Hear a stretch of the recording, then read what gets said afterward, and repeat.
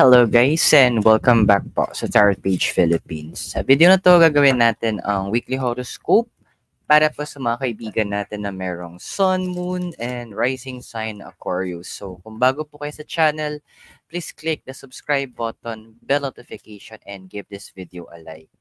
At gusto ko rin pong kunin tong chance na to para humingi po sa inyo ng paumanhin na ang tagal ko pong nawala.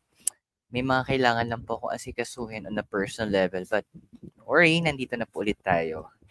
And tanda natin yung mga readings natin po, they are for guidance purposes. Use your free will wisely. And kung naghahanap po ka ng charms, crystals, ito po, mga suot ko. And also mga spell works tulad ng prosperity or wishing spell. Message niyo po ako, Omkara Arts and Craft Facebook page, yung link nasa baba sa description ng video natin. And right now, ang gagawin na natin, medyo may mga changes tayong ginawa. We will be doing a Celtic Cross. So, dalawang card po ang gagamitin natin. I'll be using one of my favorite cards right now, which is a Crystal Struck Tarot. At isa sa mga trusted ko po na Oracle card, which is yung Wisdom of the Oracle. So, sa mga nabasahan ko na before ng Celtic Cross, medyo may idea na kayo kung paano magiging takbo ng reading natin. So, let's start. Kamusta ka na nga ba, Aquarius? My good friend at Air Elemental. So we have here is the 10 of Pentacles and the number 27, exchanging gift.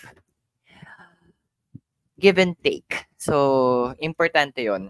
Kasi andoon na pinapala sa atin ng cards, Aquarius, ikaw as your inner you, na we give and we take. Hindi tayo pwedeng puro take lang ng take from other people. It's time that we invest. Pero andun kasi na siguro pinapala din sa'yo ng cards na piliin mo yung pagbibigyan mo. Kasi yung may mga tao kang nilet go sa past mo na vina-value ka, hindi mo nakita yung value. At some point, hindi mo pinansin na eto pala yung kumbaga, yung pagmamahal, yung opportunity na binigay nila sa'yo is hindi mo na value. Maybe because nagkaroon ka ng moment of weakness, yun na lang yung term natin, na hindi mo vinalue yun to the point na nagmataas ka. So right now, I could see sa cards na iba sa inyo sa House of Aquarius, nagkakaroon ng issue with the finances. So it's time that you rethink yung mga taong nasa life mo. It's time for you to rethink sino ba talaga dapat yung mga kinikip mo. Kasi this is what's holding you back. The Queen of Cups and number 12, change in the wind. Aquarius, paano ba sabihin sa'yo? Bilog ang mundo to the point na nagbabago ang lahat. Yes, pwedeng you can manifest it, pero how long can you manifest it? Kasi, for you to maintain your manifestation, kailangan nag-agree yung mind mo, yung emotions mo, yung words and actions mo, di ba? So, how long can you hold it back? Given na andoon na na-touch ng mga taong to, yung inner core mo. And, you know what? Once a change is there, you need to make sure na yakapin mo to. Change can be painful. Pwedeng masakit ang pagbabago. Pero, ang mga pagbabago naman is for the better. Yun yung plano lagi ng universe eh. Nagiging mahirap lang, nagiging masakit lang yung pag-handle nito. It's because nagre-resist tayo. Parang if you're going to let it flow, yung mga pagbabagong yun, minimal damage yung pwedeng gawin. Pwedeng oo, kasi as Aquarius, na iniisip mo paano yung ganito, paano yung ganyan, paano ito. Andoon na hindi mo ba muna kailangan din isipin, mo pwedeng isipin mo din paano yung mga magagandang pwedeng mangyari. As far as the heavens is from the earth, ganun din ang pag-iisip at mga plano ng divine sa'yo. We are not in any position para questionin kung ano yung plano ng sansinukob para sa atin. Ikaw lang hinihintay lang naman eh. andun yung point na masyado mong iniisip yung mga bagay na to, mga bagay na ganyan. Minimal things lang yun, maliliit na bagay lang yun. Isipin mo kung ano yung mga bagay na pwedeng ibigay sa'yo na magaganda sa sinukob ngayon. Ano ba yung mga desires mo kasi? Queen of Swords, tsaka at 42, Chapwood, you want some changes. Paano nga magkakaroon ng change? Yung change na ina-attract mo, yung change na gusto mo, yung change na desire mo, hindi naman yun the best para sa'yo. Pero parang ganito lang di ba? Nung mga bata tayo, gusto natin tong laruan na to, gusto natin mapuntahan yung lugar na to. Kasi we thought, akala natin, yun na yung pinakamaganda, yun na yung the best, yun na yung perfect para sa atin. Pero hindi natin alam, hindi pala, may ibang plano. Yung magulang natin na ito yung ibigay sa atin, ito yung pupuntahan natin, ito yung kakainin na food natin. It's because, iba, sometimes what we know, what we want is not perfect. What we desire is not, hindi yun yung the best. Diba sabi nga, meron ng naalala kong verse sa Bible parang sabi doon ni God kay Isaiah, na yung mabubuting gawa natin is parang basahan. Actually, yung term nga doon, kung babalikan mo yung original translation, pasador. Parang pasador lang, ganun siya kadumi. So, kung titignan mo, analogy yun yung mga plano natin, akala natin perfect na, pero in reality, hindi. What would the universe like to do? Huwag mong baguhin yung sarili mo kakaisip. Ask the universe, ano ba yung plano mo para sa akin? Instead of you wasting your time thinking on yung next mong step, bakit hindi mo gamitin yung oras mo para magtanong sa sansinukob, ano ba yung plano mo na makasunod na lang ako? Less effort, diba? Saan ka ba nakatayo ngayon? Ano bang foundation mo kasi? 6 of Swords, tsaka number 39, new life. Aquarius, siguro sakit na talaga ng karamihan yung overthinking. Pero, tanong, kaka-overthink mo, saan ka nadala?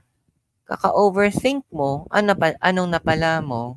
Kaka-overthink mo, may nahita ka ba? Of course, naubos lang yung oras mo. So, hindi naging productive yung araw mong yun. Naubos yung oras mo na walang magandang nangyayari. Kalma lang. Be still. Sabi nga na isang verse, sa ano yata yun, Exodus yata, pwedeng mali ako, hindi ako sure Exodus yata yun, sabi, be still and know that I am God. Hindi sinasabi sa'yo ng universe, kalma ka lang. Kakampi mo yung universe. You wanted new things in your life? Then bakit pinanghahawakan mo yung mga plano na pilit binabasag ng nakaraan mo, na pilit binabasag ng sansinukob kasi hindi nga maganda para sa'yo? Bakit mo ipinipilit yung mga akala mong tama, pero alam mo naman kapag nilabas na to, dinaan na to sa pagsusuri ng sansinukob, babagsak ito. Ano ba yung influence about your recent past? King of Cups, tsaka happy-happy. Sino bang hindi gustong maging masaya? Sino bang hindi gusto na maging high-high ang buhay? Sino bang hindi gusto na maging maayos ang ating buhay? Na, sabi nga diba, parang yung tulad sa mga fairy tales, and they live all happily ever after. Sino may hindi may gusto nun? Pero, sorry, Aquarius, pero that is a fairy tale. Malayo ka pa sa happily ever after mo. Kasi bago mo ma-receive yung happily ever after mo, madami kang kailangan basagin muna. Marami kang kailangang tanggalin na pinanghahawakan mo na alam mo naman hindi na maganda para sa'yo. Yes, andun yung point sa past mo na iba kasi sa inyo, hindi naman lahat to, pero some of you sa House of Aquarius, ang ganap kayo ng parang titingalain nyo na parang father image or a mentor or someone na pwedeng maging strong para sa inyo. Siguro iba sa inyo, nagpipilit kayo na maging malakas kahit alam nyo namang hindi pa kaya. Huwag mong pilitin, baka mapilayan ka. Huwag mong pilitin, baka matisod ka. Kasi, pag tinuloy-tuloy mo, this is at tingnan nyo, impossible na future na ikaw. Four of Cups and message in a battle. Alam mo, kapag hinagawa mo, na sundan mo na makinig sa plans ng universe. By the way, ang universe hindi lang yan diretso magsasalita sa iyo Pwedeng gumamit siya ng mga circumstances, advices ng ibang tao. Pwede siya magpadala mismo ng mga tao. Pwedeng repeat patterns ng paulit-ulit mo naririnig na phrase or word or even music pa nga na na-repeat narinig natin. Pwede siya mangusap sa'yo. Instead na inuubos mo yung oras mo kaka-overthink sa mga bagay-bagay na sobrang nagpa-plan ka, bakit hindi mo gawin na manahimik ka muna at pakinggan mo ano yung binubulong sa'yo ng sansinukob? Ano yung sinasabi sa'yo? Ano yung pinaparating sa'yo? Ano yung kailangan mong maintindihan? Kasi mahirap, sorry Aquarius kung sasabihin ko to, pero mahirap kasi magpanggap na malakas kung alam mong mahina ka. Kasi bandang huli, lalabas din yung totoo. Bandang huli, maintindihan din ng mga tao, ay, hindi naman pala totoong ganun. It's better kung hindi na kaya, it's better kung hirap na, magsabi. Huwag tayo mag-pretend. Huwag nating kimkimin. Manangyari sa emotional environment mo kasi. 8 of Pentacles, tapos 54, time to go. A lot of you sa House of Aquarius, alam mo yung tipong binibigyan na kayo ng may mga opportunity kayo sa paligid, pero learn how to appreciate it. Binibigyan kayo ng opportunity, hindi lang para sa araw na yun, hindi lang para sa linggong yun, pero opportunity para for a long time. Huwag mong madaliin.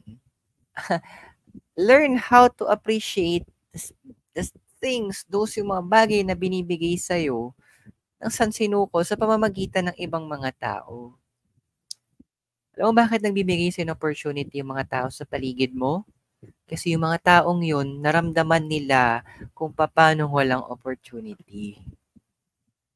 Nagpe-pay it forward lang sila. I-treasure mo yun, Aquarius.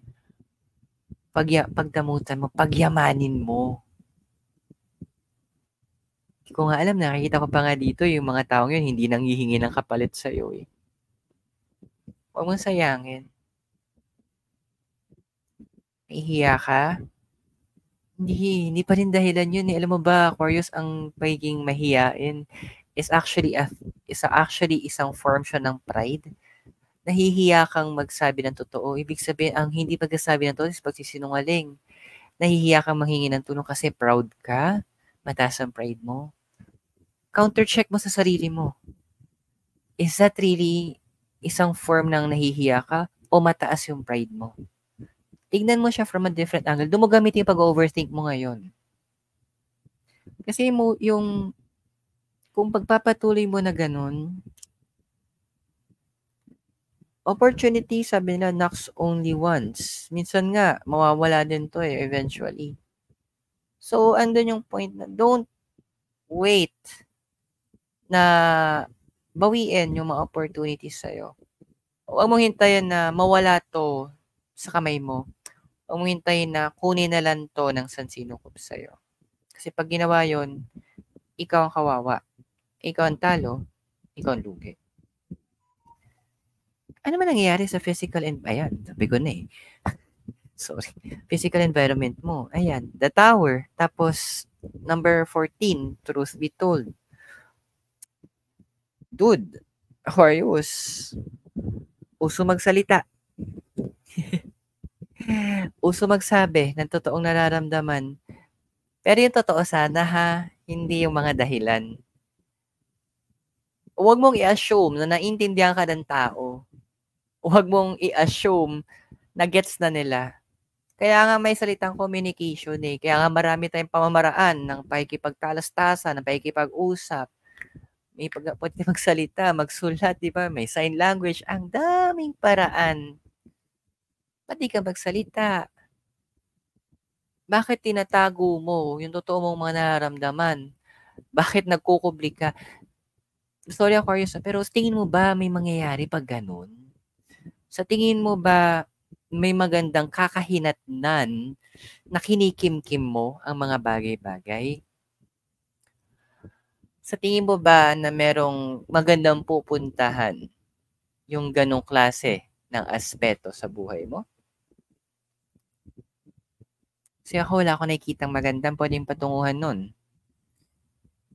Feeling mo na nami-misinterpret ka ng mga tao sa paligid mo. Bakit? Did you try to explain yourself? Nag-try ka na bang magsalita na eto talaga yung saloobin mo, na eto yung nararamdaman mo, na eto yung ninanais mo talaga? I don't think so. Ano bang hopes and fears mo? Strength. Tapos, go the distance. You want to go far in life. Marami kang gustong ma-achieve. Madami kang gustong maabot. Madami kang gustong makuha. Kaya mo na ba ngayon? Andun kasi nakikita ko sa card that you still need people around you eh.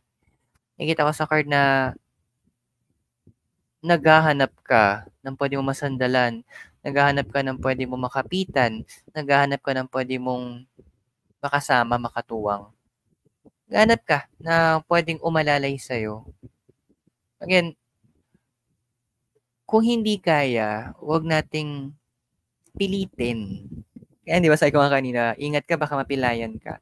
Huwag mong isagad pag hindi pa pwede. Huwag mong itulak kung hanggang dun lang. May timing para dun.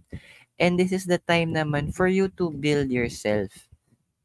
Hindi mo naman kasalanan na hindi mo kaya sa ngayon. Iba-iba tayo ng leveling.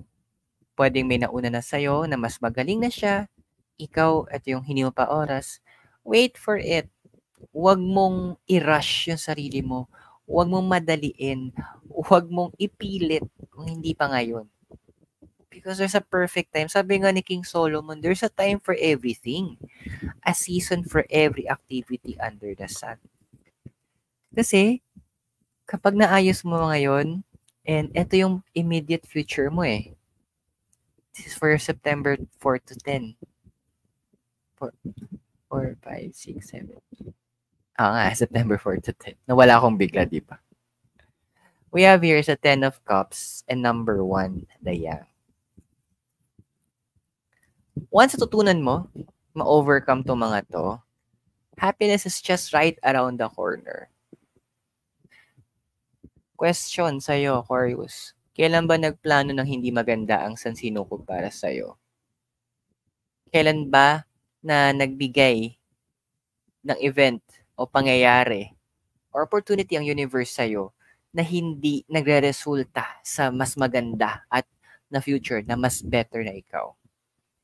Yes, there are times na parang feeling mo na pagsakluban ka na langit at lupa, but it's all part of a bigger plan eh.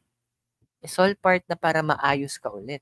It's all part para mai-align ka doon sa path na gusto ng universe. Now, ang tanong, willing ka ba magsalita na talaga at bawasan mo yung kaka-overthink mo at masumunod ka at gawin mo na yung sinasabing I'll trust the process para ma-achieve mo yung target na future para sa'yo ng universe. I hope nakatulong po yung reading sa inyo at tandaan yung mga naging readings natin, they are for guidance purposes. May free will ka, use it wisely.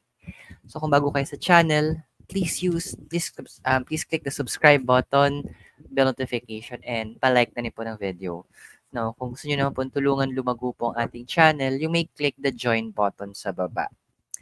At kung naghanap po kayo ng charms, crystals, oils, even candles, and even yung mga spell works po tulad ng prosperity or love spell, i-message niyo po ako sa Omkara Arts and Craft Facebook page. Yung link is nasa baba sa description ng video natin.